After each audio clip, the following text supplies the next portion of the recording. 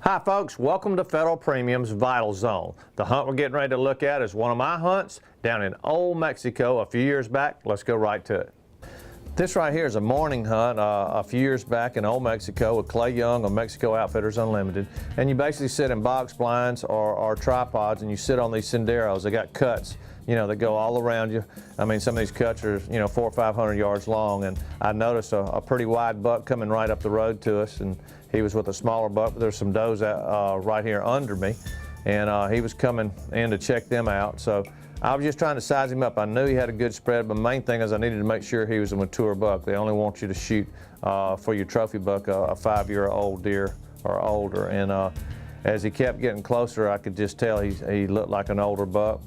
And once he got up there and I made the decision he was a shooter, I was just trying to let him get up here and turn broadside. He was getting ready to start chasing a doe right here. He had his old nose low to the ground and he was getting ready to start chasing, but problem is he was still walking and I just didn't want to shoot at him that way. And then he started going off the side of the Sendero right there behind that brush. So all I was going to do is wait for him to come out on the other side of that brush, give him a soft grunt and see if I couldn't line up the shot. I grunted at him right here and he just kind of turned right to me.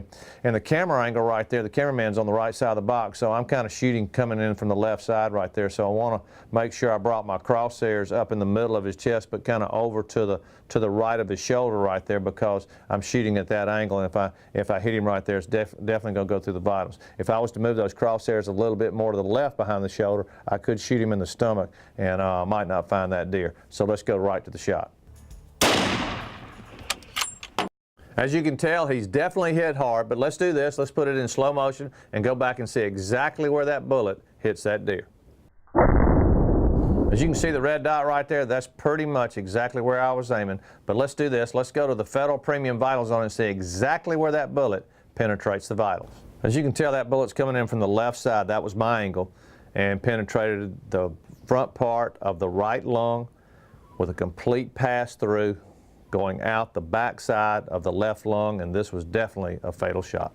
This buck right here didn't go 60 yards and piled up right there. A good 10 point, he had a broken brow tine. But one thing about hunting, if you're hunting long distances, get you a good pair of binoculars. One thing about Mexico right there, they got the long senderos. Size up your buck, make sure he's a mature buck before you make the decision. He was coming straight on. I was trying to get him to turn broadside, but as he got closer, I grunted at him and he kind of turned straight on me. But you can make that shot, folks. Just know the angles before you take the shot. And as I said, I was kind of coming in from the left side, so I brought my crosshairs up and moved it a little bit to the right because he was facing me. I made the shot, it went through both lungs, and I found the deer. There's another buck, part of the Federal Premium Vital Zone.